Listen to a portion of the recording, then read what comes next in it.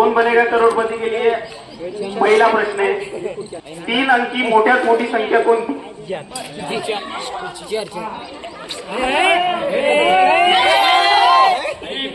चला 1 मिनिट, इथे उत्तर चुकलेलं आहे. इकडे 999. चल ये बाळावरती. 4 अंकी लहानात लहान संख्या कोणती? 4 अंकी. ओके चलो.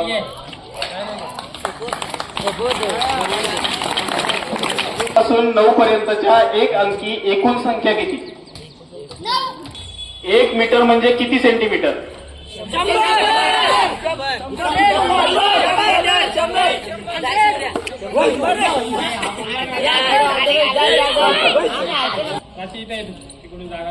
चला 6वा प्रश्न तुमच्यासाठी. 1 क्विंटल म्हणजे किती किलोग्रॅम?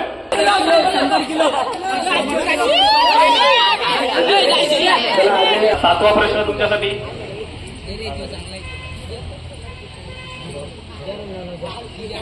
1 किलोमीटर म्हणजे किती मीटर? 1000 मीटर. 1000. चल त्यासाठी 5 डझन केळीमध्ये एकूण किती केळी येतात? 12. शिंदे चल शिंदे.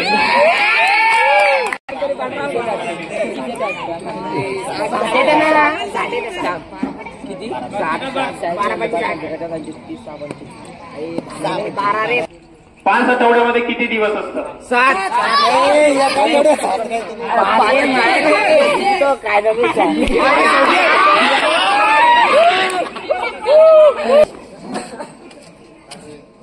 120 आंबे म्हणजे किती डझन आंबे?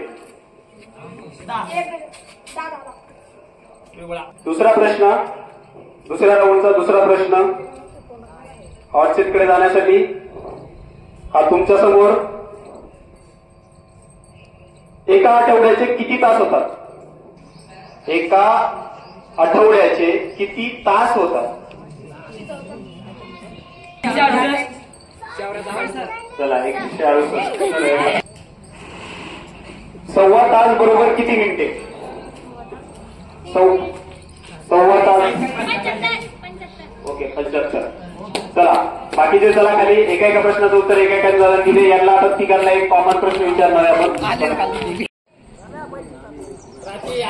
आणि या एका प्रश्नानंतर आपण तिन्ही मधून कोणीतरी एक हॉट सीटकडे जाणार आहे. आपल्यासाठी हा एक शेवटचा प्रश्न. 60 महिने म्हणजे किती वर्ष? हो बरोबर. चला एकच मुलगी आहे. 100 रुपये या मुलीला दिलेत बक्षीस म्हणून. त्याबद्दल तिचं अभिनंदन.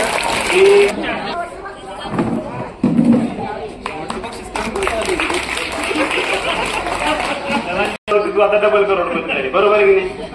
आता घाबरायचं नाही. आता उत्तर आले काय नाही आले काय, पण उत्तर देण्याचा प्रयत्न करायचा. हे बघा गणिताची जादू आहे.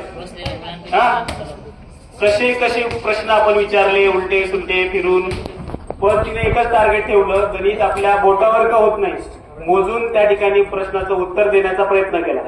खालून पण बऱ्याचशा विद्यार्थ्यांनी प्रयत्न केला. इथं बसलेल्या विद्यार्थ्यांनी जी गणिताची उत्तरं दिलीत ते उत्तरं खाली पण येत होते, पण वेळेला महत्व दिलं. टाइम इज मनी. त्यामुळं वेळेनंच तिला पैसे कमवून दिलेत बाबा. वेळेवर उत्तर दिल्यामुळं तिला त्या ठिकाणी बक्षीस भेटलं आणि अजून पण ती बक्षीस जिंकत जाणार.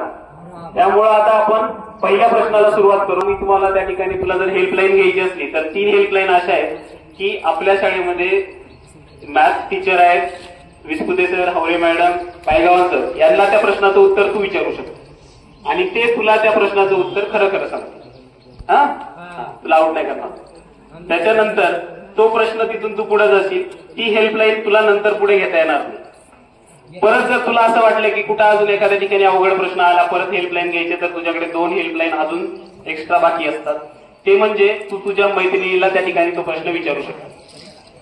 त्याच्यानंतर अजून तुला पुढे जाऊन असं वाटलं की अजून एक हेल्पलाईन घ्यायची, तर ऑडियन्स पोल म्हणजे हे सगळे बसलेले विद्यार्थी याच्यामधून ज्यालाही ते उत्तर येईल ते त्या ठिकाणी उत्तर सांगतील आणि त्यांनी उत्तर सांगितल्यानंतर तुला जर वाटलं की ते बरोबर आहे, तुला जर त्यांच्यासोबत जायचं असेल, समजा त्यांनी सांगितलेलं उत्तर बरोबर असेल, तर मग ती हेल्पलाईन त्या ठिकाणी निघून जाईल आणि तुला तो पुढचा प्रश्न विचारेल.